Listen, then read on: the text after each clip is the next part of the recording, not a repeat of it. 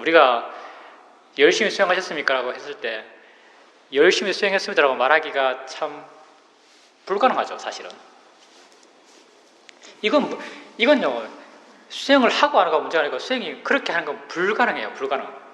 왜? 노력해서 될 수 있는 게 아니거든요. 우리가 노력해서 정말 삶에서 열심히 수행했다고 스스로 자각할 수 있을 만큼 수행할 수 있는 게 아니에요. 구호책 보고 막 참고 쓰고 구호책 보고 공부 반복 복습 이 문제집 저 문제집 이 문제집 저 문제집 풀고 이렇게 할 수 있는 게 아니에요. 왜냐하면 수행은 단순하게 하나를 하는 것이고, 이 하나를 해 나가는 데 있어서 방해된 요소는요, 내가 통제할 수 없는 거예요. 보기 싫은 거 봐서 화나는데 어떡하겠어요, 그걸. 듣기 싫은 걸 들어서 화나는데 그걸 어떡하겠어요. 이러면 수행 못하는데요. 그러니까 우리가 삶에서 수행을 놓치는 건 당연한 것이고요. 수행을 놓쳐도 여러분은 실망할 필요도 없고요. 다시 마음이 여러분에게 다시 돌아왔을 때, 관심이 내게 왔을 때 수행하려고 그 순간 노력한다면 여러분 아주 훌륭히 잘 수행하고 있는 수승한 수행자라고 말할 수 있습니다. 내가 좀 거의 경전을 잘 안 했는데 재미가 없었어, 사실은. 왜 재미가 없어요, 경전이요? 재미가 없어요, 경전이. 경전에서 주는 영감보다는 그냥 내가 내보면 생긴 영감이 더 커요. 아는 마음이 뭐지? 어떻게 알지? 소리가 어떻게 듣지? 마음이 도대체 뭘까? 나는 뭘까? 내 존재가 뭐지? 산다는 게 뭘까? 존재의 이유는 뭐지? 어떤 이런 것을 궁구하고 이런 것을 봐나가는데 더 큰 영감을 느끼기 때문에 더 큰 영감을 느끼는 것 같아요. 그래서 경전 읽으면 좀 옛날에 정말 경전 읽고 신심 만땅 돼가지고 하루 10시간씩 이렇게 읽은 적이 있었는데 수개월 동안. 요즘 경전은 석달 안 읽죠. 사이도 책도 잘 안 읽어요. 거의 암결내서 그런지. 하여튼 그래서 요즘 경전 잘 안 읽는데 어제 우연히 그냥 경전 쭉쭉 읽다 보니까 아주 재밌는 걸 하나 봤어요. 어떤 내용이 나왔냐면은, 이제 고통에서 벗어나고자 하는 수행자는 멀리 숲속에 멀리 떨어진 곳에 살아야 된다, 이렇게 해서 나더라고요. 고통에서 벗어나고자 하는 수행자는 멀리 떨어진 곳에 살아라. 떨어진 곳에 살아야 된다. 이게 1차적인 거소고요. 살아야 될 곳, 수행자가 살아야 될 곳은 멀리 떨어져 있는 곳에 살아야 된다. 근데 만약에 그 수행자가 거기에서 어떤 기쁨을 찾지 못한다면은,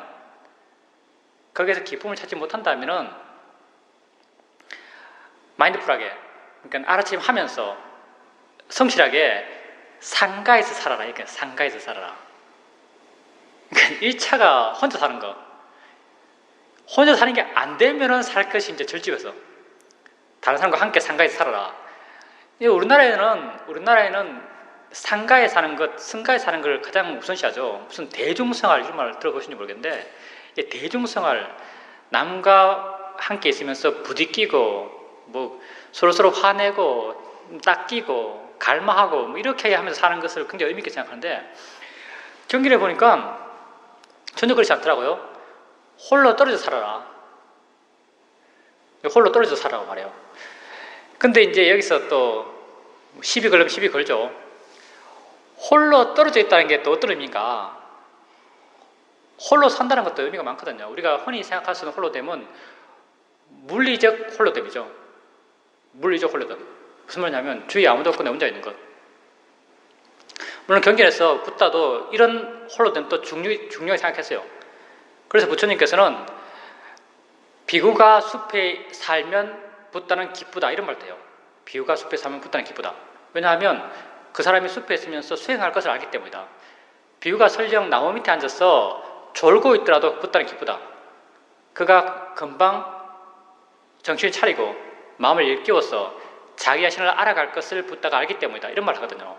그래서 물리적인 홀로됨을 붓다가 상당히 강조하셨고 어떤 권유하셨어요. 근데 이제 현대사회에서 이게 안 되죠. 현대사회에서 이게 안 돼요. 힘들고. 그래서 이제 다른 사람들이 이 홀로뎀에 대해서 옛날에는 거의 물리적 홀로뎀을 이야기했던 것 같아요. 그 경제상 보면은. 근데 지금은 물리적 홀로뎀은 1차적으로 불가능하기 때문에 정신적 홀로뎀을 이야기하죠. 정신적 홀로뎀. 정신적 홀로뎀이 뭐냐 하면은 내가 다른 사람과 함께 있어도 내 마음이 내게 있을 때, 내 마음이 타인에 가 있고 내 마음이 바깥에 가지 않고 내 마음이 나를 향하고 있고 내 마음이 내 안에 있을 때 이 상태를 정신적 홀로뎀이라고 말할 수 있는 거죠. 그게 사실은 내가 수많은 대중 가운데 함께 있을 때도 내 바깥의 세상은 들려지는 세상이고 보여지는 세상이고 느껴지는 세상이죠. 내가 숲속에 사람 아무도 없는 혼자 있을 때 그 숲속의 세상 또한 들려지는 세상이고 느껴지는 세상이고 되게 보여지는 세상이죠. 사실은 그런 약간 궁극적인 입장에서는 어디에 있으나 어디에서나 똑같아요. 물론 붓다도 지금 생각해보면 이런 맥락인 것 같아요. 붓다도 어떤 말씀하신다면은 사람이 어디 갈 때 세상이 그를 따라온다 이런 말 하거든요. 그러니까 근본적으로 존재가 세상을 따라올 수가 없어요. 어디 가든 세상이 나를 따라온다. 그 세상이라는 것은 내게 알아지는 것이죠. 보여지는 것들, 들려지는 것들, 느껴지는 것들. 숲속에서도 보여지고 들려지고 느껴지는 것이 있고 사람과 대중 속에 함께 살 때도 보여지고 들려지고 느껴지는 게 있는 거죠. 그러니까 어디 가나 세상은 그 수행자를 따라오고 세상의 조건을 바꾸려는 애쓰면서 수행한다는 것이 큰 의미가 없음을 보여주는 말이죠. 이 말은 또 보면은 그 숲에 사는 게 별로 의미 없다고 말하는 거랑 똑같은 게 사실은. 사람이, 수행자가 이 붓다의 말이라는 게요, 뭐 이 경우는 이 말하고요, 저 경우는 저 말하고요. 어떻게 보면 일관성이 없어요. 왜냐하면 그분이 여러 가지 가능성이 있겠죠. 우리가 흔히 좋게 해석한 가능성은 그 말을 듣는 사람이 다르기 때문에, 그 말을 하는 상황이 다르기 때문에 다른 말을 한다고 말하죠. 또 뭐 아주 안 좋게 그 가능성을 이야기하면 나중에 누가 또 새로 지었으니까, 나중에 누가 이렇게 서서 이게 경전이라고 이거 붙였기 때문에 다른 말이 있다라고 말할 수도 있죠. 사실은 붓다가 이렇게 사람이 어디 가면 세상이 그를 따라온다 이렇게 말한 것은 굳이 그 처소를 가리지 말란 말이죠. 내가 세상 속에서도 사람과 함께 살아도 난 세상 속에 살고, 내가 숲에 가서도 내가 세상 속에 살기 때문에 그렇게 처소를 가리지 말라라고 그 의미로 어디 갈 때 세상이 그를 따라온다라고 아마 말씀을 하신 것 같아요. 사람이 어디 갈 때 세상이 그를 따라온다는 그 의미가 좀 우리에게 더 맞는 의미죠. 우리 사회도께서 그렇게 말씀하시고, 장소, 자기가 하고 있는 것, 이런 것에 신경 쓰지 말라고 하죠. 왜냐하면 다 똑같으니까. 법의 입장에서는 다 같거든요. 다 보여지고 들려지고 느껴지는 거예요. 그러니까 부처님의 그런 말씀들, 또 뭐 가깝게는 사야도의 그런 말씀들도 그냥 그 말을 문어적으로 해석할 필요 없어요. 글자 그대로 이것만이 진실이다라고 해석하면 많은 오류가 있는 거죠. 사실은 우리가 가르침이 이렇게 전승되다 보면은 쉐오민 사이도부터 대전의 사이도, 그리고 여러분은 지금 현재 네이버를 통해서 듣고 있는데, 다 이렇게 나름 각자의 생각이 있어서 그 생각을 갖고 그 방법들을 해석하기 때문에 자기가 해석한 것만이 진짜다, 뭐 이런 것만이 진실이다라고 말하면 이건 정말 점점점 시야가 좁아지는 것이고, 점점점 어떤 융통성이 없어지고 점점 대중성이 사라져요. 그게 맞는 사람도 있겠지만 안 맞는 사람도 많거든요. 예를 들어서 이런 거죠. 우리 사회도께서 뭐 좌선하는 게 수행이 아니다 이런 말 해요. 좌선하는 게 수행이 아니다 이런 말 하죠. 책에 나오죠. 우리는 좌선하는 걸 가지고 수행한다라고 말하지 않는다, 아마 이런 표현일 거예요. 그 표현이면 이 그대로일걸요. 우리는 좌선하는 것을 수행한다고, 좌선하는 걸 가지고 수행한다고 말하지 않는다 이렇게 말해요. 그래서 그 말을 그대로 듣는 사람들은 뭐 좌선하는 게 뭐 중요하냐, 뭐 경영을 하든 뭐 청소를 하든 설거지를 하든 다 수행 아니냐, 뭐 등산을 하든 사람과 말을 하든 다 수행 아니냐. 시험에서 사실 이런 시각에 수행하는 사람 많아요. 그래서 뭐 다른 사람 말하는 것도 부담 없고, 방에 찾아가서 떠드는 것도 부담 없고, 같이 차 마시고, 경영할 때도 뭐 같이 어깨동무해서 그냥 왔다리 갔다리 하면서 이야기하면서 경영하고 수행한다고. 사실 그러면서 수행 못하죠. 왜? 대부분 그럼 사이돈 말을 그대로 자기가 이해하고 싶은 대로, 자기가 따르고 싶은 대로 따르거든요. 좌선을 하는 가지고 수행한다고 말하지 않는다. 뭐 수행 시간표, 뭐 좌선 경영 정해놓고 있지만 수행 시간표 꼭 지킬 필요가 없다 라고 사이도가 말해요. 안 지킨 걸 당연시 생각하는 거예요. 당연히 좌선하게 가기 싫으니까요. 마음이 기본적인 마음이 수행하는 걸 우리는 기본적으로 수행하는 걸 싫어해요. 여러분이 만약요 수행하는 걸 좋아하면요 세상 난리 나죠. 다 알아한대요. 여러분이 본질적으로 수행하는 걸 좋아하면요 다 알아한대요. 왜? 좋아하는데 계속할 거 아니에요. 계속하면 저절로 지혜가 생기는데요. 여러분이 계속 TV를 밤새도록 볼 수 있죠. 왜? 좋아하니까. 수행을 좋아해봐요. 멈추질 않아요. 하고 하죠. 근데 우리는 아주 본질적으로요 수행을 싫어해요. 아주 냉정하게 말해서 우리는 수행을 싫어해요. 왜?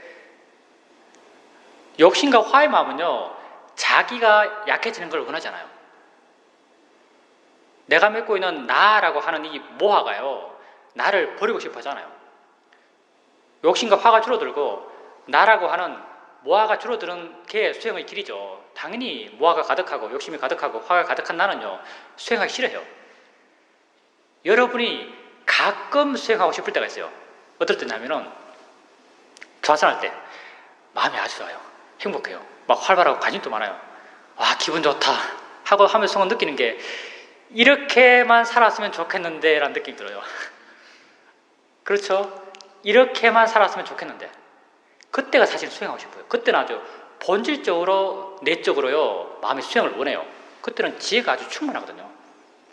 이렇게 지혜의 마음은 수행을 원하지만요 보통 욕심과 화, 어리석의 마음은요 수행을 안 원해요. 그러니 당연히 욕심과 어리석으로 가득한 사람들이 수행하기 싫어하죠. 좌선 경영 이거 사회도의 말은 전제가 있죠. 좌선 경영이 시간표가 중요한 게 아니다. 끊임없이 수행하는 게 중요한 것이다. 뒤에 말이 있거든요. 끊임없이 수행하는 게 중요한 것이다. 근데 뒤에 말은 떼고 좌선 경영이 꼭 지킬 필요가 없는 것이다. 지킬 필요 없는 것이 이 말을 지키죠 사실은. 안 해요 수행. 정말 시험에서요 수행 별로 안 해요 사실 수행자들. 그 분위기 자체가 강제성이었기 때문에. 그래서 사실은요 그런 수준의 수행자, 마음속에 정말 내적으로 수행하기 싫어하는 수행자, 이런 수행자에게는요 강제적인 좌선이 반드시 필요해요. 반드시. 그렇게 해야 돼요. 그래야 마음에 조금씩 지혜가 생겨나고 이 지혜의 마음이 수행하고 싶어하는 마음이 생겨나고 이렇게 수행하는 마음이 수행을 이끌어 갈 때 정말 좌선과 경영이 필요가 없어요. 수행하고 싶어 하는데. 그러니까 우리가 인정해야 돼요. 수행 말로는 이성적으로 생각해서 여러분 인생의 목적이 뭡니까? 죽을 때까지 수행하는 겁니다. 말을 하죠. 이렇게 말은 해요. 나도 해요. 말은 죽을 때까지 수행하는 겁니다. 근데 죽을 때까지 수행한다고 수행하는 걸 원합니다고 말하면서 지금 수행 안 해요. 일생 삶 속에서 그렇잖아요. 그러니까 우리가 기본적인 나 자신, 좀 더 자주 있는 나의 상태에서는 나는 수행을 싫어한다라고 인정하셔야 돼요. 우리는. 근데 이성적인 우리가 수행이 옳다, 수행하는 것이 나를 위하는 것이다라고 알기 때문에 수행하는 거죠. 강제로 하는 거예요, 사실은. 이게 강제로 해나갈 때는요, 좌선을 하는 게 중요해요, 사실은. 좌선하고 경영하고 어떤 강제적인 몸의 자세, 수행하기 위한 몸의 자세를 갖고 어떤 정해진 패턴대로 수행해 나가는 것, 좌선하면서 수행하고 어떤 짧은 거리를 왔다 갔다 하면서 규칙적인 규정된 어떤 경영을 하면서 수행하는 것, 이런 게 다 반드시 필요해요. 그리고 마음이 이렇게 많이 좋아졌을 때 뭐 그때는 어떻게 하든 수행해 나갈 수 있는 거죠. 그러니까 이 상황이란 걸요, 경전을 보든 사이도의 책을 읽든 글자 그대로를 받아들인 건 굉장히 위험해요. 저 막 IS라는 사람들 왜 생겼겠어요? 그 사람들 글자주의거든, 글자주의. 글자에 그대로 써 있으면요, 그냥 그걸 그대로 받아들여요. 어떤 문맥을, 뭐 행간을 읽는다든가, 아니면 그런 말이 나온 어떤 의미들, 상황들, 가능성들, 이런 건 고려하지 않고요, 글자 그대로 읽는 거예요. 이걸 이제 원리주의라고 말해요, 원리주의. 원리주의가 딴 원리주의가 아니에요. 다 글자 원리주의예요. 글자 원리주의. 기독교 원리주의도 글자 원리주의죠. 성경에 나온 글자 그대로 읽는 거예요. 그 의미를 좀 포괄적으로 다양한 가능성을 인정하는 그런 해석이 아니고 글자 그대로를 해석했을 때 그게 원리주의가 되는 거죠. 맨날 싸우고, 뭐 싸우면, 종교라는 게 기본적으로 행복을 위한 건데 싸우면 불행하죠. 그런 원리주의가 우리를 끊임없이 불행하게 만들죠. 하여튼 그렇게 장소라고 하는 것에 대해서 사이도도 그렇고 붓다도 그렇고 상황에 따라서 다른 말을 해요. 거기서 기쁨을 찾지 못한다. 수행에서 제일 중요한 건요, 제일 중요하다, 물론 제일 중요한 건 아니에요. 수행에서 큰 의미를 두는 것 가운데 하나가 기쁨을 찾는 거예요. 기쁨을 찾는 것. 기쁨. 이 기쁨이 어떤 의미일까요? 기쁨. 수행하는 게 기뻐요. 정말 수행하는 게 기뻐요. 어떨 때 기쁘죠? 예, 지행할 때 기쁘죠. 당연합니다. 이 기쁨에 대해서 가장 명확하게 이야기해주고 있는 게 붓다의 경전 가운데, 이것도 좀 재밌는 경전이죠. 세상에서 가장 어려운 일이 있어요. 경전 내용은 이름 모르겠고 내용은 그래요. 세상에서 가장 어려운 일. 세상에서 가장 어려운 일이 있다.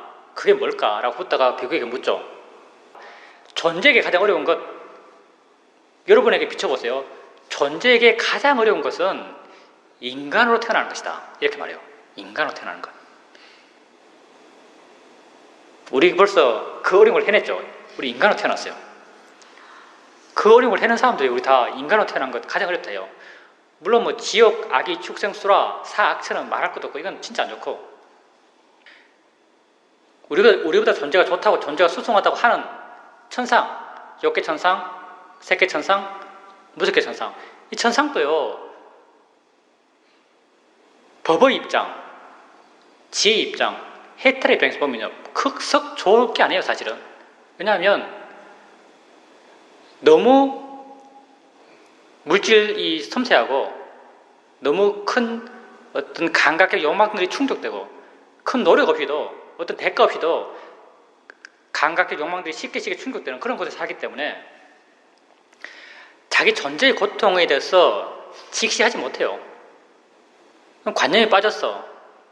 즐긴다는 걸 욕심내면서, 욕심낸다는 것이 곧 고통받으면서 그 고통을 고통인지 모르고 그렇게 즐기면서 살아가는 게 흔한 것이 천상세계죠.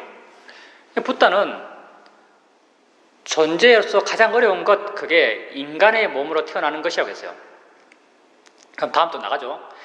인간의 몸으로 태어났다면 만약에 그 사람에게, 그 인간에게 가장 힘든 건 뭘까? 인간의 몸으로 태어났다면 그 인간에게 가장 힘든 것은요, 바른 법을 만나는 것, 이렇게 말해서 바른 법을 만나는 것. 정말 바른 법을 만나기 힘들어요. 왜냐하면 붓다가 세상에 있어야만 바른 법을 만나거든요. 지금같이 붓다의 가르침이 세상에 있어야만, 붓다의 가르침이 세상에 얼마나 있겠어요? 존재가 존재하는 것이 뭐 수억, 뭐 엄청 긴 시간 동안 존재가 생명이라는 게 있었을 텐데, 붓다의 가르침이 존재하는 것은 2500년도 잘 안 됐죠. 그러니까 바른 법을 만나는 것이 인간으로 태어난 존재가 할 수 있는 가장 어려운 일이라고 했어요. 바른 법을 만나는 것. 바른 법은 과연 뭔가 그러면, 바른 법은 딴 게 아니고요, 그 법을 알므로써, 그 법을 이해함으로써 욕심화 어리석음, 다시 말하면 고통이 내가 지금 겪고 있는 고통을 줄여줄 수 있는 법이에요. 딴 게 아니죠. 뭐 위대한 진리 뭐 이런 거 아니에요. 우리는 법을 위대한 진리 이렇게 생각하는데 법이란 것은 아주 현실적인 것이고요. 그 법을 이해해서 내가 행복해질 수 있는 것, 행복이란 것 욕심과 화 어리석음이 줄어드는 거죠.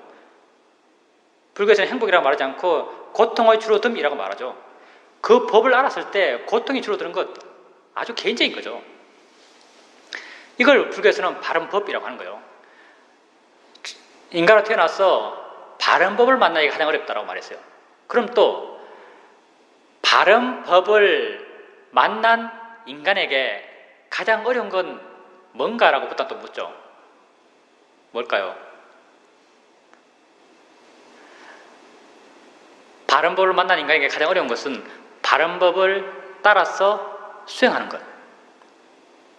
수행이라고 하면 너무 거창한지 모르겠지만 바른 법을 실제 실천하는 것. 우리 미얀마 있죠, 미얀마. 미얀마 거의 뭐 수행의 나라잖아요. 수행했다 엄청나게 많아요. 중들도 엄청나게 많아요. 중이 30만, 50만 이런 말이에요. 사람들 진짜 법문 진짜 많이 듣고 무슨 맨날 뭐 칠각지, 오력 칠각지, 무슨 이빠사나 수행, 뭐 지혜, 빠냐, 뭐 어떤 얘기 맨날 그런 법문 듣고 법문을 워낙 많이 듣다 보니까 뭐 저 스님 법문 제대로 하는지 못하는지 신도들이 막 판단을 해요. 워낙 많이 듣다 보니까. 정말 바른 법을 많이 만나죠. 그 이야기들은 사실은 다 뭐 욕심과 화를 줄여라, 번뇌를 내려놔라, 뭐 지혜를 닦아 나가라, 수행해라 이런 이야기예요. 근데 실제 바른 법을 따라서 수행하는 사람 얼마나 되는가? 예를 들어 스님들, 제가 자든 정확하게 잘 모르겠지만 스님들은 좀 알죠 내가. 스님들 얼마나 수행하는가? 스님들요 거의 수행 안 해요. 스님들 거의 수행 안 해요. 미얀마 스님들에게 중요한 건요 수행이 아니에요. 불교는 그런 이렇게 해라라는 이론이 있고 이렇게 해라 하면 이렇게 해야 될 거잖아요. 이렇게 하는 게 불교예요. 해라 하는 대로 하는 게 불교죠. 근데 미얀마 스님들이 맨 처음 하는 게 뭐냐면 이렇게 해라는 그걸 외우는 거예요. 이때는 이렇게 해라, 저렇게 해라, 이런 조건은 이렇게 한다, 이렇게 하면 뭐가 일어난다. 이런 걸 암기하고 이거 시험 치고 이거 시험 쳐서 뭐가 자격을 따고 이게 미얀마 스님들 대다수가 하는 거예요. 거의 여기에 목숨을 걸어요. 목숨을. 왜냐하면 출석이 달렸거든요. 이렇게 해라라는 이론을 공부하는 거예요. 빨리로 된 그 어려운 걸 막 암기하고 10대 때부터 그것 암기하고 있어요. 그 시험 치고 또 암기해서 시험 치고 시험이 뭐 우리나라 대학 일주일에 한 번 딱 치는 게 아니고요. 1차, 2차, 3차, 4차, 5차, 6차 정도 치면 시험이 1차로 끝나요. 거의 한 단계 시험이 끝나요. 단말짜리라는 시험이 끝나는 거죠. 6차 시험까지 보통 몇 년 걸리는가? 거의 일반적으로 20대 후반, 30대 초반 정도에 걸려요. 이게 이 단말짜리에 6차 시험까지 걸리는 게. 중대 가지고 하는 게요. 계속 그거 암기하는 거예요. 부처님이 이렇게 해라라는 이렇게 해라 그거 암기해요. 이렇게 해라, 이렇게 해라, 이렇게 해라. 수행 안 해요. 미얀마 수행센터 가면요 수행하는 스님들이 있어요. 그 스님들 대다수가 제가 단기 출가해서 일주일, 보름, 단기 출가해서 수행하는 사람들이고요. 그리고 기존의 스님들이라 하더라도 그냥 나이 많아서 40대, 50대, 40, 50대도 그럼 출가할 수 있으니까요. 비구될 수 있으니까요. 40대, 50대 출가한 그러니까 미얀마 승가에서는 좀 무시되는 스님들. 절에 가면 그냥 일이나 하는 절 마당에 설고 그냥 대우 못 받고 법문도 못하고 신도도 잘 인정 안 해주는 그런 대우 못 받는 스님들. 그런 스님들이 보통 센터에서 수행해요. 미얀마에서 좀 잘났다는 스님들.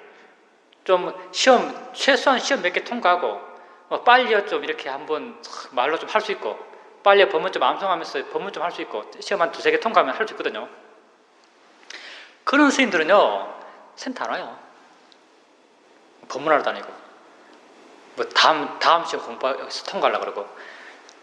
그러니까요 바른 법을 그렇게 만났다 하더라도요 바른 법을 실천하는 것은 아주 희귀한 거예요. 바른 법을 실천하는 사람이요 아주 드물어요. 미얀마 같은 곳도 그래요. 우리나라 불교에서 불교를 다 만났죠. 많이 만나죠. 안 만난 사람 있나? 우리나라 사람 태어나서 절에만 안 가본 사람 아무도 없겠죠. 나름 다 바른 법을 만났어요. 건강약 한 줄 안 읽어볼 수는 있겠어요. 책본 봐도 언급돼 있는데, 업무소지 이생기심, 어떤 맥락이 되었던 그런 맥락의 이야기들, 그런 맥락의 불교적 이야기들이 무슨 소설이나 이런 데 많잖아요. 보면 우리나라 대하드라마 봐도 일체 유심조야 이런 말들 다 나름 불교적 뉘앙스를 갖고 있는 불교적 가르침을 들어요. 사람들이 다 나름 바른 법을 만나는 거예요. 근데 그런 것에 대해서 혹했어, 마음이 끌렸어, 정말 한번 해볼까라는 마음을 내고 정말 해보는 사람은요 정말 드문 거예요. 근데 여러분 하죠? 그죠? 바른 법을 만났어요. 우리가 왜 이걸 우리가 바른 법이라 말하는가? 여러분 자연이치와 대상을 하면 욕심이 줄잖아요. 이거 명확한 거예요. 바른 법이 뭔가라는 것이 기준이요. 무슨 거창한 아비담마, 거창하면 니까야, 무슨 주석서, 무슨 청교노론이 아니에요. 바른 법, 이게 왜 바른 법인가? 하니까 욕심이 줄더라. 이게 바른 법이에요. 아주 경험적이고 아주 실천적인 거죠. 여러분 화내면서 소리에 반응하고 보이는 것에 반응하면서 화내며 고통스러울 때 이건 자연이치야, 이건 대상이야, 이건 알아지는 거야 라고 했을 때 화가 줄어들고 욕심이 줄어들고 마음이 물러나고 마음이 자유로워져요. 마음이 이렇게 자유로워지는 물러나는 법이에요. 우리가 하는 게. 그래서 이걸 바른 법이라는 거예요. 이게 무슨 아비담마에 끼워 맞춰서 맞고 이게 청교도에 끼워 맞춰서 맞고 이게 뒷가 니까 어디 나오는 내용에 맞고 이건 전혀 중요하지 않습니다. 이건 전혀 안 중요하고요. 이걸 실천하니까 화가 줄더라. 이게 우리가 지금 하고 있는 것이 바른 법이라고 우리가 제시할 수 있는 증거예요. 우리가 만난 게 바른 법이고요. 여러분은 바른 법을 실천하고 있죠. 따로 있나요, 실천이? 화나니까 자연이치야, 이게 실천이에요. 단순하잖아요. 부탁해서 무상권 뭐하러 봐라라고 해서 똑같은 거예요. 무상권 뭐하러 봐라, 이게 수행 방법이에요. 우리 무상권 뭐하러 가는데 뭐하러 보는 거죠. 화나니까 이게 자연이치야, 느낌 말해진 게 이게 자연이치야. 계속 견해를 바꿔서 보려고 그러고 견해를 바르게 해서 보려고 그러고 생각이 돼서 내가 마음이 반응하면 이건 자연이치야, 이건 대상이야 라고 바른 견해를 일으켜서 견해를 바꿔서 보려고 그러고 바르게 보려고 그러고 바르게 보려고 그러고 바르게 보려고 그러는 것, 이게 우리의 수행이죠. 여러분이 지금 실천하고 있는 것, 그게 바른 법을 실천하고 있는 거예요. 왜냐하면 실천해서 욕심과 화, 고통이 줄어드니까. 그럼 이제 마지막 최후의 질문이 있습니다. 바른 법을 실천하는 사람에게 있어서 가장 어려운 게 뭘까? 부탁을 묻습니다. 바른 법을 실천하는 사람에게 있어서 가장 어려운 게 뭘까? 뭐냐면요, 거기에서 얘기 나와요. 바른 법을 실천하는 사람에게 가장 어려운 것은 바른 법을 실천하면서 거기에서 기쁨을 찾는 것이다. 거기서 기쁨을 찾는 것이다. 이걸 부터가 가장 어렵다고 말했어요. 이 어려운 게요, 이 마지막이니까요.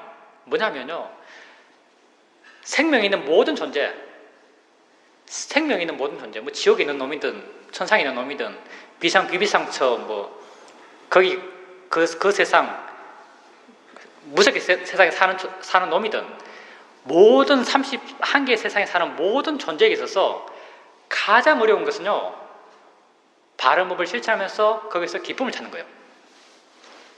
엄청나게 희귀하겠죠. 그러면 우리가 수행해 나가면서 바른 법을 실천하면서 언제 기쁨을 찾는가? 여러분, 수행해 나가는 것은 알아차림이죠. 알아차림하고 알아차림해 나가요. 알아차림의 마음이에요. 마음이 일어나는 것이거든요. 알아차림 마음의 힘이 점점 좋아져가죠. 점점 힘이 좋아져가요. 모든 마음은 대상을 갖습니다. 이게 내가 항상 하는 말이지만 정말 단순하잖아요. 정말 깊이 있는 어떤 법의 이치를 갖고 있는 말이에요. 모든 마음은 대상을 가져요. 알아차림의 마음은 대상을 향해 있어요. 대상을 향해서 대상을 알아차림해요.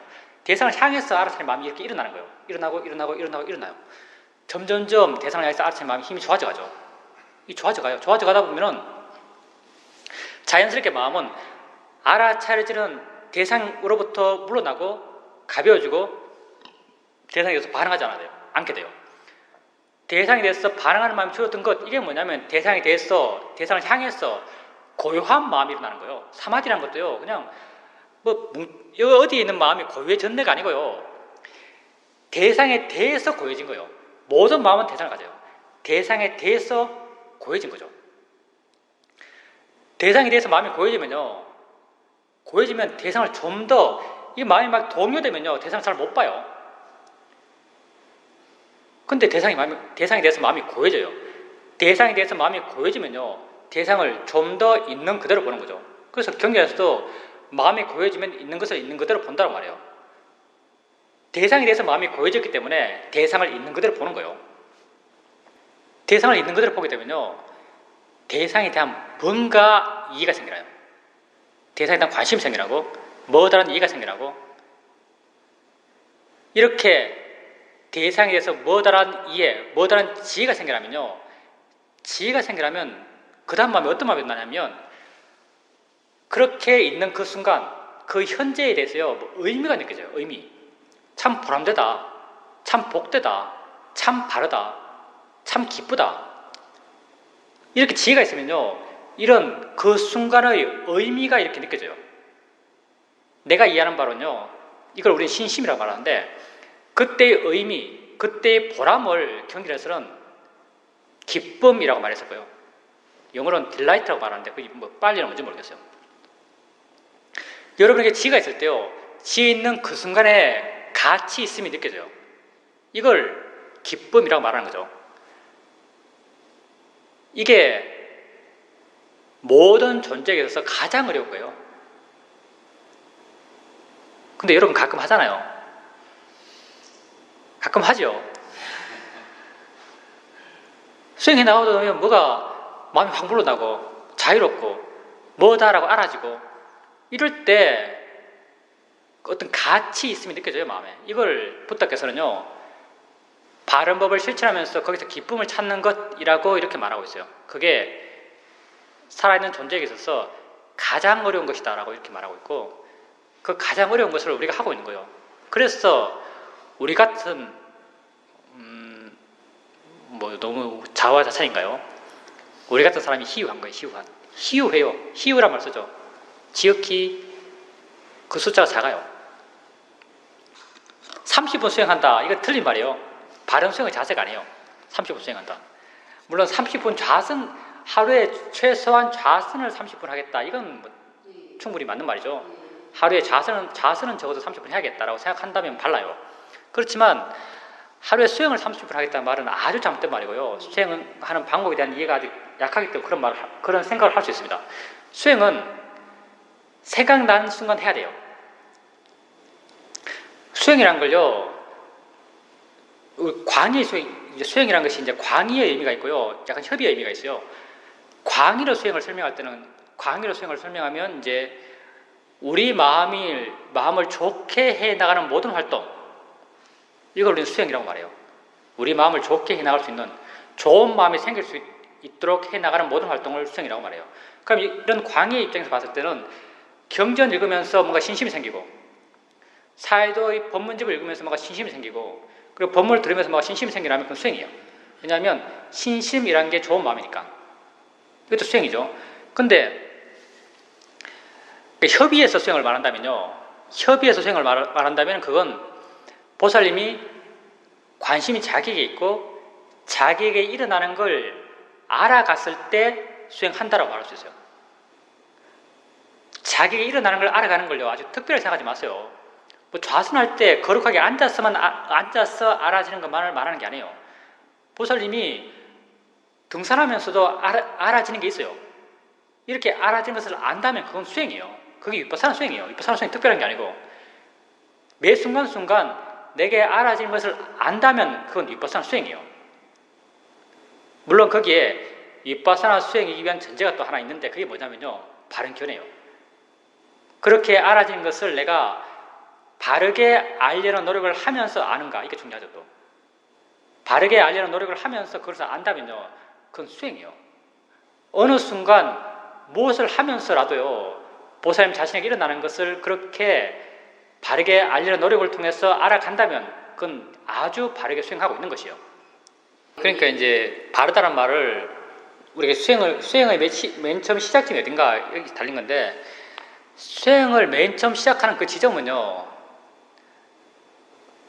어쩔 수 없이 붓다가 위대하다는 어떤 전제하에 가능한 것 같아요. 붓다가 바르다. 붓다의 가르침이 옳다라는 전제하에서 거기서 출발하는 것 같아요. 그 출발이 성립되지 않으면요. 다른 모든 게 불가능해요. 그리고 나중에 수행해 나가면서 처음에는 그런 얕은 믿음에서 시작하게 나겠지만 수행해 나가면서 자기 스스로 자기 안에서 일어나는 것을 스스로 체험하면서 스스로 발견해 나가면서 다시 처음으로 돌아와서 붓다의 가르침을 스스로 이렇게 검증해 갈 수 있을 거예요. 근데 맨 처음 시작은 붓다의 가르침이 옳다라는 얕은 믿음에서 시작할 수밖에 없어요. 그래서 우리가 수행이 바르다고 말하는 것, 그건 이제 맨 처음 시작할 때는 붓다가 그것을 무상금 모하라라고 보는 것이 옳다라고 말씀하셨으니까. 무상금 모하로 보라라고 말씀하셨으니까. 그렇기 때문에 우리가 이제 우리는 모하라 말 대신 자연의 이치란 말 쓰는데 자연의 이치로서 대상으로서 대상을 알아가는 것, 그걸 우리는 바른 수행의 방법이라고 생각하는 거죠. 그리고 그 수행을 통해서 오래 해 나가고 그 수행을 통해서 보살님이 그 수행의 과정에서 뭔가 어떤 이해가 생겼을 때 그 이해의 일어남을 체험해 보면요. 그 이해의 일어남은 결코 우리가 수행 시작할 때 흔히 생각하는 어떤 사유적인 이해 이런 거는 아주 거리가 멀어요. 정말 이건 그냥 지혜의 마음이 일어나는 거예요. 내가 전혀 의도하지 않았고 내가 전혀 기대하지 않았고 내가 전혀 그 순간 적어도 전혀 바라지 않았던 그런 마음이 그런 지혜가 일어나요. 그냥 조건돼서 일어난다고 생각돼요. 이런 조건돼서 일어나는 지혜를 체험해 나가면서 맨 처음 내가 단지 믿음으로 시작했던 수행하는 방법에 대해서 어떤 내가 조금씩 알기 때문에 그것을 믿어가기 시작해요. 처음에는 믿었기 때문에 그것을 했지만 나중에는 알기 때문에 그걸 믿고 알기 때문에 그것을 해 나가는 그런 식으로 조금씩 변화되어 나가요. 그리고 우선은 보살님이 붓다가 가르쳐준 방식대로 해 나가셔야 돼요. 붓다가 설마 앙골레마라 스승 같지는 않겠죠? 그런 거 없어도 되거든요. 보살님이 옛날에 그렇게 수행했던 수행의 에너지는요, 바르잖아요. 옛날에 그렇게 수행했던 열정들은요, 대부분 욕심의 열정이에요. 욕심의 에너지를 치성해서 하는 거예요. 욕심의 에너지로 일어나서, 욕심의 에너지로 막 가서, 욕심의 에너지로 뭔가 되고자 막 이렇게 치달려 가는 거예요. 수행을 계속 하는 사람이 잘하는 사람인데요. 그런 식의 수행은 여기서 말하는 계속 하는 사람이 아니에요.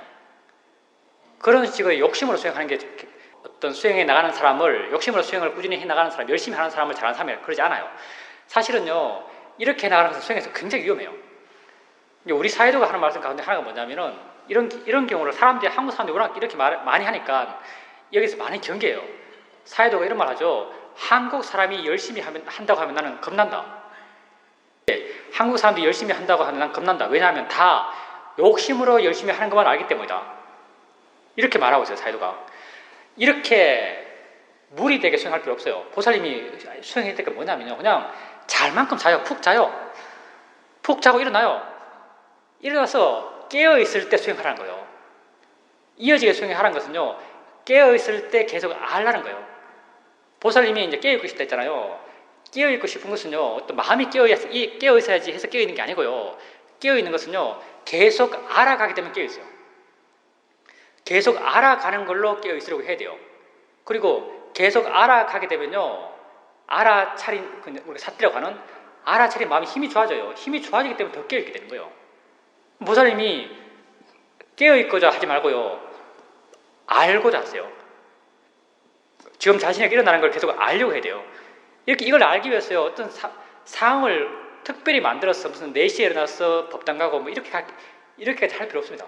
일어나서 눈 뜨면 그냥 수행하고, 졸리면 자고, 뭐 할 거 있으면 하고, 할 거 없으면 수행하고. 예, 그게 안 되죠. 처음에는 안 되는 거예요. 처음에는 수행할 수 있는 시간, 여유 있을 때 수행하고요. 여유 없을 때는 뭐 어쩔 수 없고요. 근데 보살님이 수행하는 방식은요, 특별히 뭘 찾아서 수행하지 않아요. 지금 현재 알아지는 걸 알잖아요. 소리가 됐든 느낌이 됐든 지금 현재 알아지는 것을 알아가는 것, 현재 지금 알아지는 것을 바르게 알아가는 것이 보살님의 수행이에요. 근데 현재 이렇게 알아지는 것은요, 보살님이 이렇게 착착착 한다는 것, 출근하기 위해 준비하는 이 단계에서요, 매 순간순간 항상 있는 거예요. 항상 느낌이 있고, 항상 소리가 있고, 항상 생각이 있어요. 지금은 보살님이 수행한다라고는 의지를 일으켜서 수행해 나가기 때문에 이게 두 개가 매치가 안 돼요. 수행은 수행 따로, 삶은 삶 따로예요. 근데요, 수행에 점점 능숙해져 간다는 것이 점점 자연스러워져 간다는 것이고, 점점 자연스러워져 가면요, 이 두 개가 점점 하나가 돼가요. 그리고 나중에는 약간 이상적이지만 살아가는 것이 수행하는 것이 돼요. 내가 뭘 하더라도 수행하면 수행과 동시에 그걸 할 수 있어요. 이게 그것 하는 것에 방해되잖아요. 예를 든다면 아주 심각한 거, 심지어는 내가 이렇게 말하잖아요. 얼마나 심각한 이야기를 하고 있어요. 근데 복잡하잖아요. 지금 앞뒤 말도 맞춰야 되지, 앞뒤 원인 결과도 맞춰야 되지, 논리적이어야 되지, 엄청 복잡하죠. 이것 하면서 수행할 수 있어요. 능수에 좀 가능하거든요. 지금 보살님은요, 수행할 수 있을 때, 여유 있을 때, 특별히 뭐 마음 쫓으면서 뭘 해야 될 게 없을 때, 그때 수행하라는 거예요. 뭐 등산하신다면서요. 등산하면 뭐 하겠어요? 등산하면서 발의 느낌도 알아차림 해나가고, 손의 느낌 알아차림 해나가고, 보면 본다고 알고, 소리 있으면 소리 있다고 알고, 이렇게 해나가는 거예요. 해나가는 거예요. 수행에서 사람들이, 수행에 대한 이해가 약한 사람들이 흔히 생각하는 게, 수행하는 목적이요, 수행의 결과가 있어요. 이것 해서 뭐가 되고 싶어요. 이것 해서 마음이 뭐가 돼야 돼요. 이것 해서 뭐가 알아차림 이어져야 돼요. 이것 해서 뭐가 지가 나야 돼요. 이렇게 되기 때문에 그 목적이 지금 없으니까, 지금 목적을 내가 달성할 수 없으니까 사람들 실망하고, 힘이 떨어지고, 수행 안 하게 되고, 더 마음의 질이 떨어지고, 이렇게 돼 나가는데요. 수행의 목적은 수행의 결과가 아니에요. 수행의 목적은요, 수행하는 그 자체예요. 수행하는 그 자체가 무슨 말인가 하면은, 보살님이 걸을 때 발의 느낌이 나요. 발의 느낌을 알아차림해요. 알려는 마음을 일으켜서 알아차림해요. 알아차림 한다는 게 사띠의 마음이 일어난단 말이죠. 사띠의 마음이 일어난다는 게 좋은 마음이 일어난단 말이에요. 수행의 목적이 뭐죠? 좋은 마음의 힘을 키워나가는 것, 이게 수행의 목적이에요. 보살님이요, 알아차림하는 그 순간 좋은 마음은 이미 일어나 있어요. 그러면 보살님이 수행에서 목적시 해야 될 것은요, 수행에서 지금 내게 없는 무엇이 되는 것, 지금 내게 없는 뭐가 생기는 것이 수행의 목적이 아니고요, 지금 이 순간 수행하는 그게 수행의 목적이에요. 왜냐하면 지금 이 순간 하면 수행의 목적인 좋은 마음이 이미 생겼으니까. 수행하는 그 자체에 가치를 두세요. 그리고 등산하면서, 걸어가면서 알아진 것을 알면 돼요. 있다고 알고, 있다고 알고, 있다고 알고.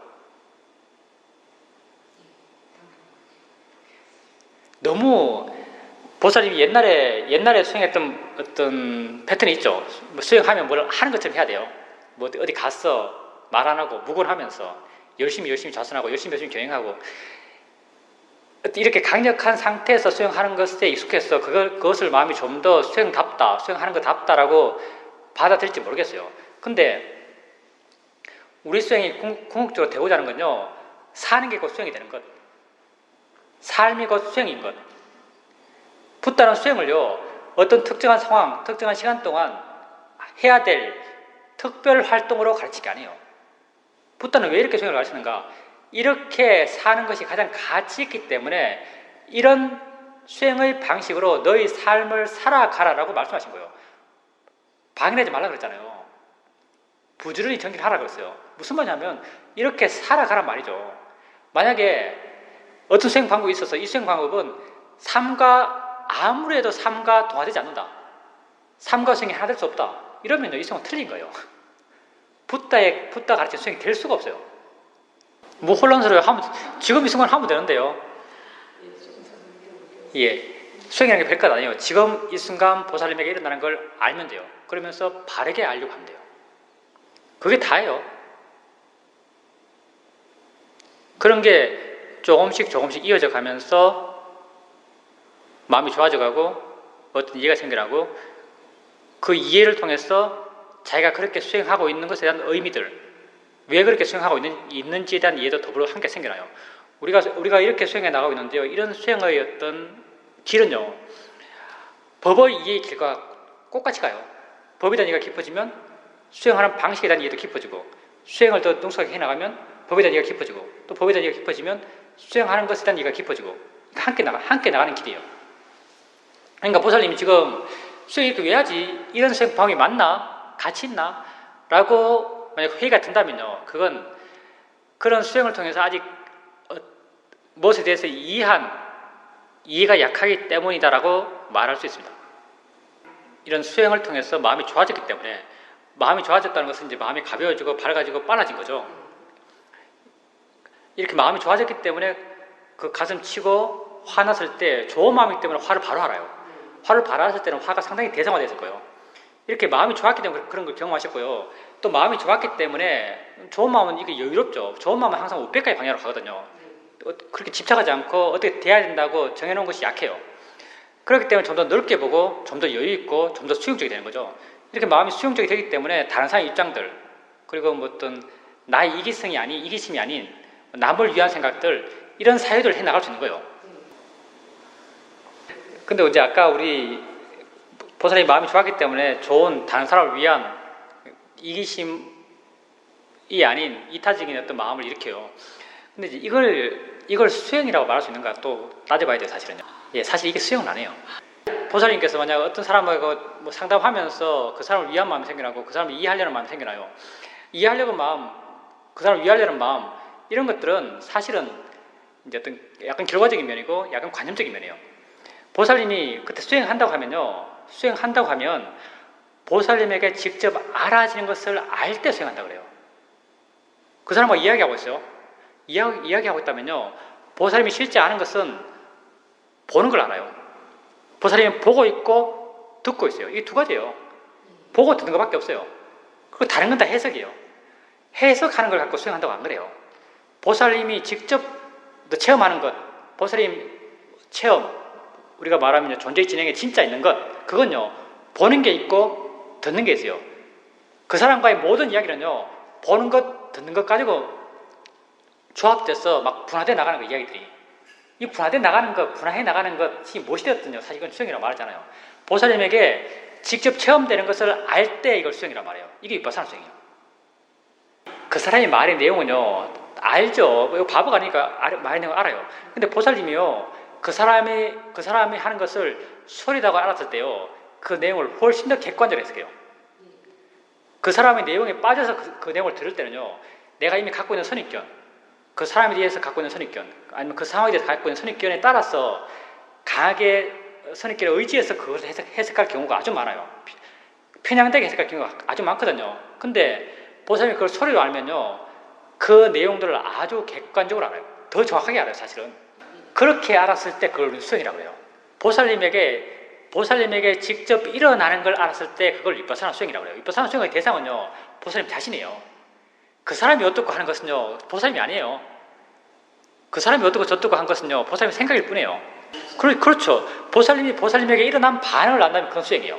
그런 걸 알았을 때 수행한다고 말하는 거죠. 예. 그런 걸 알아서 해 나가는 것. 보살님이 자기 자신을 계속 알아가 봐야 돼요. 알아가면서 조금씩 수행 이런 것이구나라고 이해해 나가셔야 됩니다. 이런 걸 알았지만 하라고 말하는구나라고 스스로 이해해 나가셔야 돼요. 사마디가 있어야 대상을 알 수 있다. 사마디가 없으면 대상을 알 수 없다. 이렇게 말한 이유가 뭐냐면, 그때 그게 이해 안 된 이유는 우선요, 사마디라는 말을 내게 알아지는 고요함, 내게 알아지는 고요함을 사마디로 알기 때문에요. 근데 내게 알아지는 고요함이 없을 때 있잖아요. 내게 알아지는 고요함이, 근데 마음이 고요하지 않은데, 그래도 대상을 아는데, 말이 안 되잖아 이렇게 생각하잖아요. 근데 그때 사마디는요, 내게 알아지는 이걸 말하는 게 아니에요. 내게 알아지는 고향을 말하는 게 아니에요. 마음이 어떤 사마디라고 하는 마음의 성질이에요. 마음에 크든 작든요, 크든 작든 마음에는요 동요하지 않는 성질이 있어요. 이 동요하지 않는 성질이 있기 때문에 대상을 아는 거죠. 마음이 지 혼자 막 움직이고 있으면요, 이게 동요하지 않는 마음의 성질이 전혀 없으면은, 완전히 널뛰기 하고 있다면요, 널뛰기 한다는 자체가 좀 어떤 상황인지 상상하기 힘들어요. 그럼 다른 표현을 바꿔서, 이건 아비담마적 이야기인데요, 사실은 그 말 자체가 성립이 안 해요. 그 말 자체가 틀렸어요. 왜냐하면 아비담마 이야기를 해야 되는데, 우리에게 심소가 있죠. 우리에게 심소가 있는데 52가지 심소가 있어요. 심소가 52가지거든요. 52가지 심소 가운데 어떤 게 있냐면, 맨 처음에 모든 마음이 일어날 때마다 항상 있는 심소가 있어요. 뭐 7개인가? 7개 정도 될 거예요. 항상 있는 심소가 있어요. 그리고 어떨 때는 있고 어떨 때 없는 심소. 무슨 아름다운 심소? 뭐 아름답다 반대말이 뭐더라? 뭐 하여튼 안 좋은 마음. 이렇게 심소를 분류별로 나눠요. 근데 모든 마음에 항상 있는 심소가 여러 개 있는데, 뭐 촉이 있고 이렇게 뭐 의도가 있고 이렇게 몇 개 있어요. 그 중에 하나가 뭔지 아세요? 예, 사마디. 그러니까 사마디가 없는 마음이라는 건 없어요, 사실은. 사실 사람들이 그 말을 이해 못해요. 사마디가 없는 마음이라는 건 없어요. 그 마음에 아주 작더라도 고요함이라는 게 있기 때문에 뭔가 마음작용이 있을 수 있고, 마음작용이 있어야만 대상을 알아요. 그러니까 사이도가 그런 말을 하는 거죠.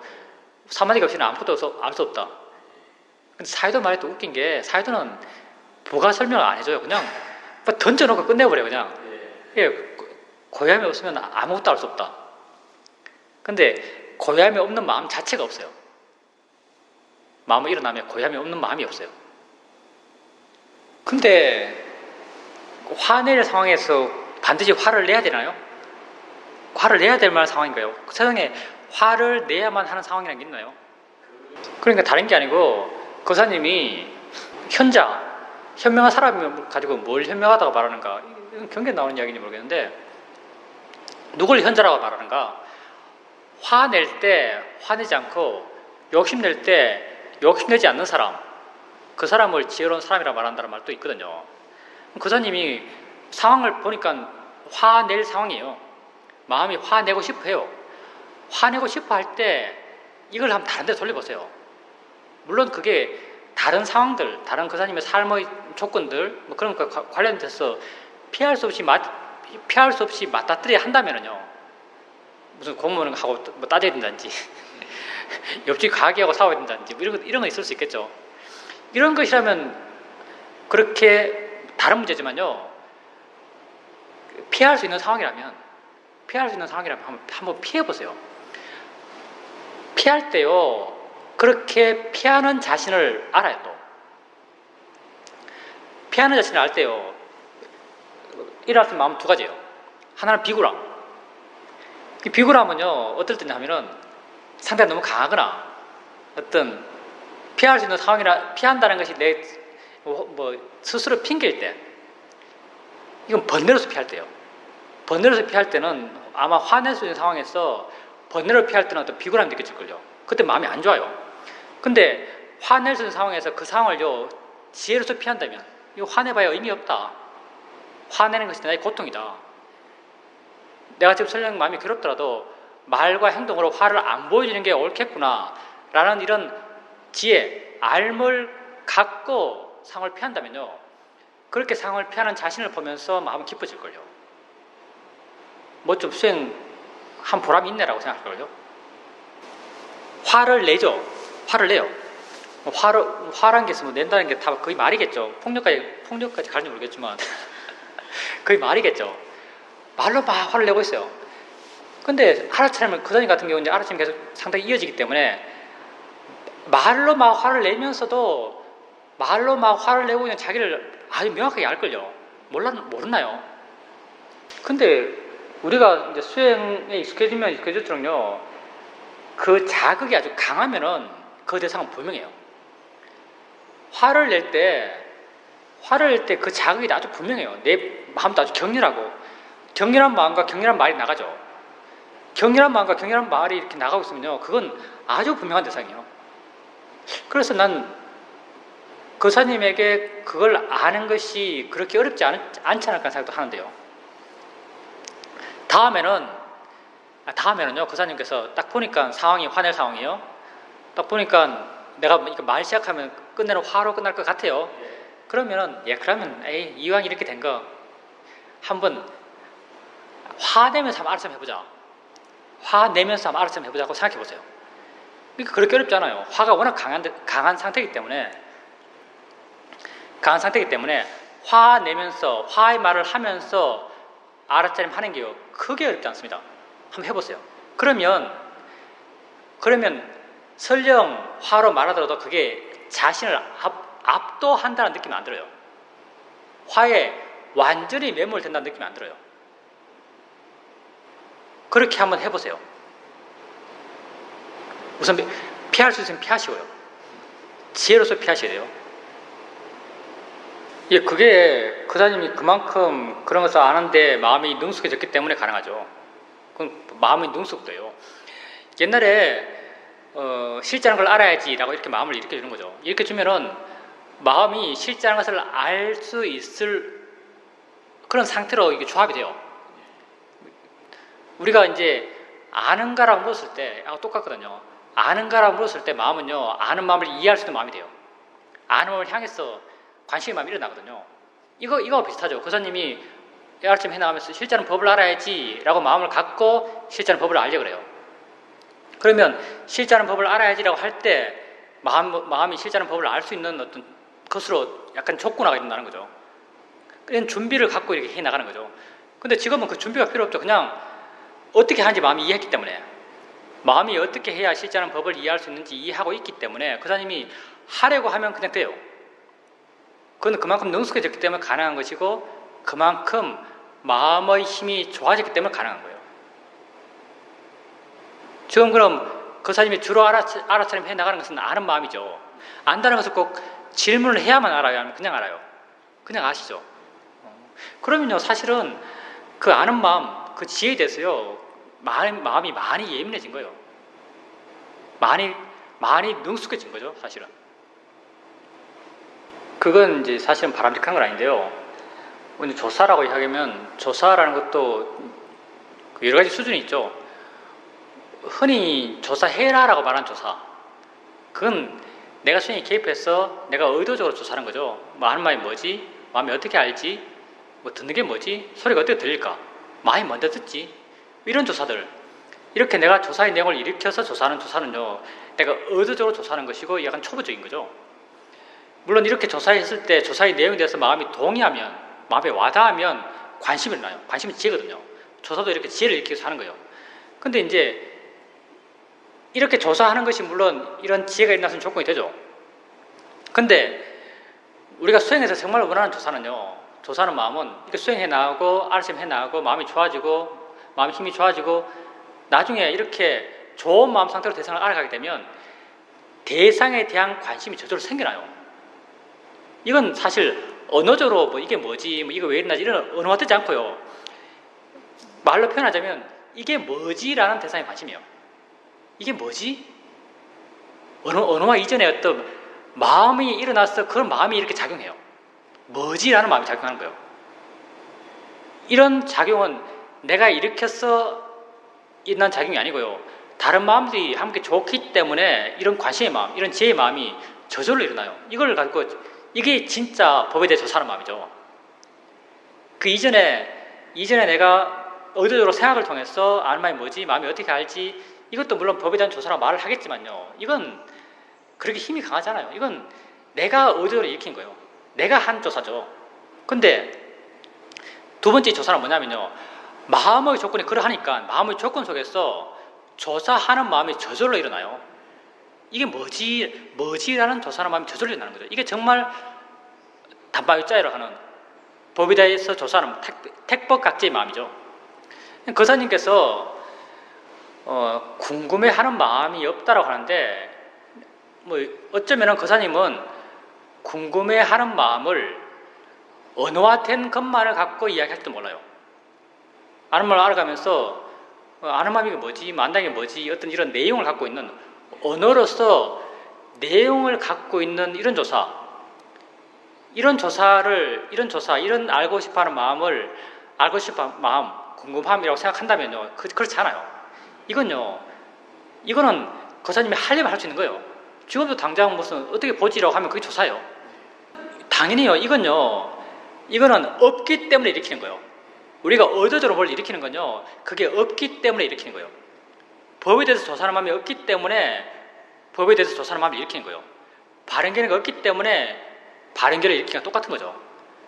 거사님이 수행해 나가면서 정말 우리가 원하는 조사하는 마음, 그건요 다른 게 아니고요, 대상에 대한 관심이에요.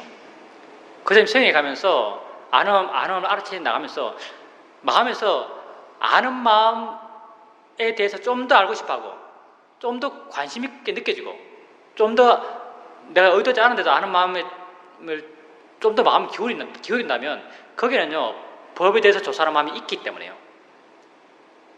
그게 법에 대한 조사예요. 딴 게 아니고 꼭 뭐 말로 조사하는 게 아니에요. 그런 마음이 있으세요? 예, 그게 법에 대해 조사하는 마음이고, 그게 정말 조건 속에서 자연스러운 법의 일어남으로서의 택법각지의 마음이에요.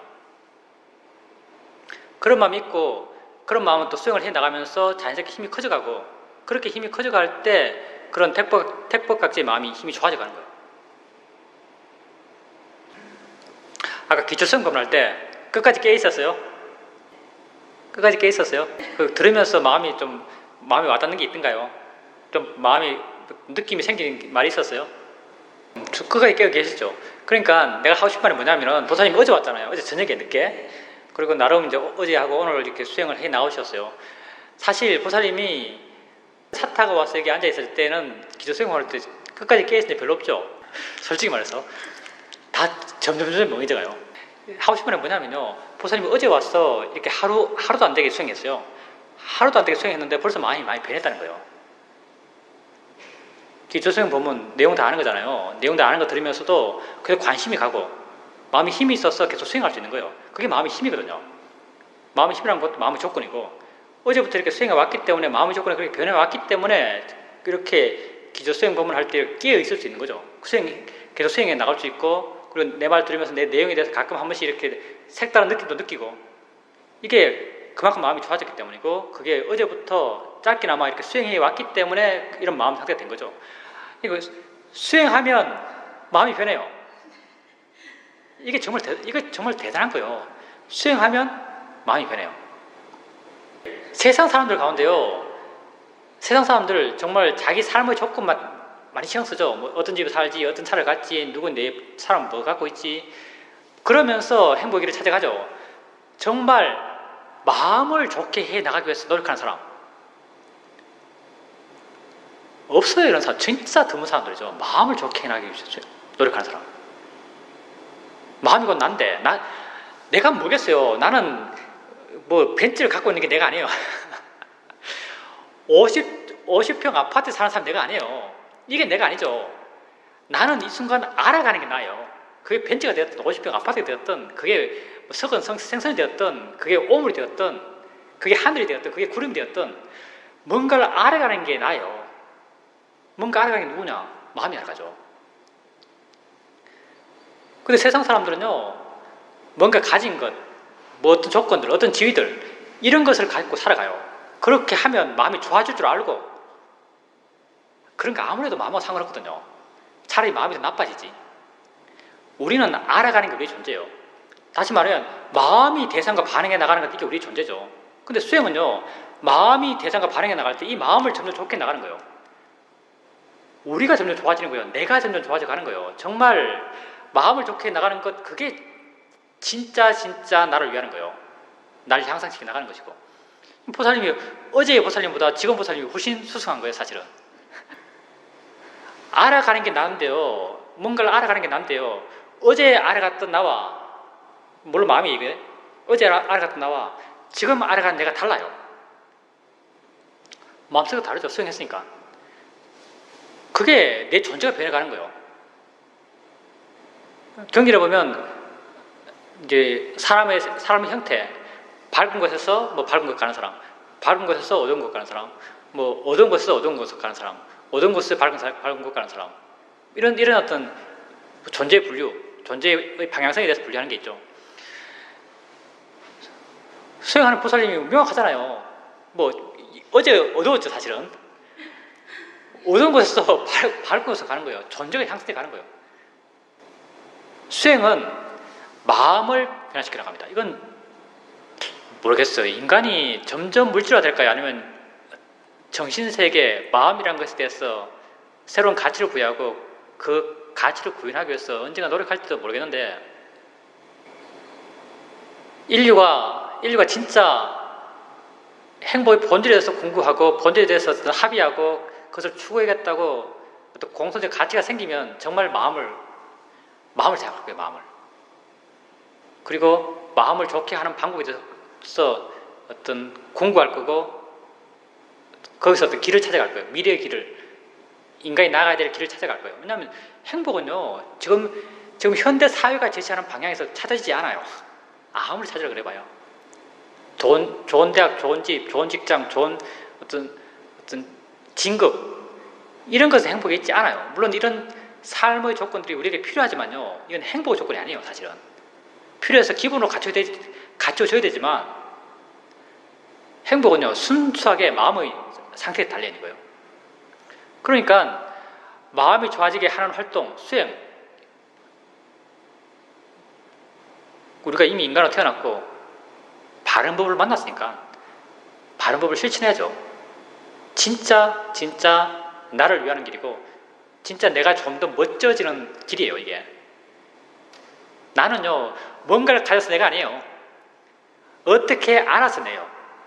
어떻게 알아서 나인 거죠. 뭔가를 가져서 내가 아니에요. 어떻게 아는 이 마음을 점점 좋게 나가요. 이게 내가 점점 좋아져 가는 길이에요. 나는 알면 존재거든요. 알기 때문에 나예요.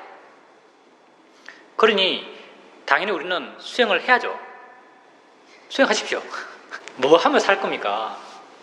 뭐 세상 사람들처럼 그렇게 내 밖의 물건들, 내 밖의 가치들, 지위들, 가진 것들, 통장의 창구들, 이런 걸 물론 무시하잖아요. 나도 중요하게 생각해요. 근데 이게 목숨 걸 일이 아니에요. 이게 목숨 걸 일이 아니에요. 이게 우리 행복에 결정적이지 않아요. 마음을 좋게 해야죠. 하루 이렇게 수행했지만요, 마음은 달라졌어요. 수행하는 걸, 물론 그렇다 해서 욕심으로 열심히 하란 말이 아니고요. 수행할 수 있을 때 수행해 가십시오. 점점 삶의 수행이 되어 나가요. 부처님의 가르침을 따르는 저는 이 수행의 선업으로 부처님께 예경 올립니다.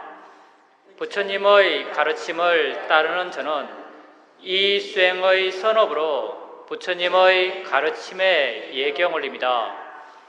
부처님의 가르침을 따르는 저는 이 수행의 선업으로 승가에 예경 올립니다. 고귀한 알아차림 수행을 통해서 늙음과 죽음의 고통에서 완전히 벗어나기를 기원합니다. 이 수행의 공덕으로 모든 번뇌가 소멸하는 아라한의 지혜에 속히 이르게 되기를 기원합니다. 이 수행의 공덕이 열반에 이르는 밑거름이 되기를 기원합니다. 이제 이 수행 공덕을 일체의 모든 존재들에게 나누고자 합니다. 나를 보호하는 천인으로부터 31처에 존재하는 모든 중생들에게 이 수행 공덕을 회양합니다. 사